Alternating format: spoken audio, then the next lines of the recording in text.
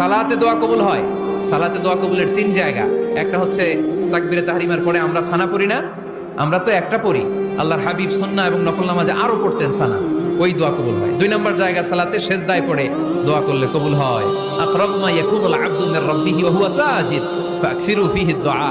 বান্দা যখন সেজদায় লুটিয়ে পড়ে বান্দা আল্লাহর সবচেয়ে কাছে চলে যায়। তা কিন্তু বিশ্বনবী বলে সেজদাটা তোমার রবের কুদরতি পায়ের উপরে পড়েছে, সেজদায় পড়ে দোয়া করেন।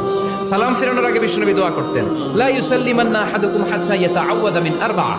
আল্লাহর হাবিব বললেন, চার জিনিস থেকে পানাহ না আছে আমার কোন উম্মত যেন সালাম না ফিরায়। তারা যেন পড়ে, আল্লাহুম্মা ইন্নী আউযু বিকা মিন আযাবিল কবর, আউযু বিকা মিন আযাবি জাহান্নাম, আউযু বিকা মিন ফিতনাতিল মাহইয়া ওয়াল মামাত, আউযু বিকা মিন ফিতনাতিল মাসিহিদ দাজ্জাল।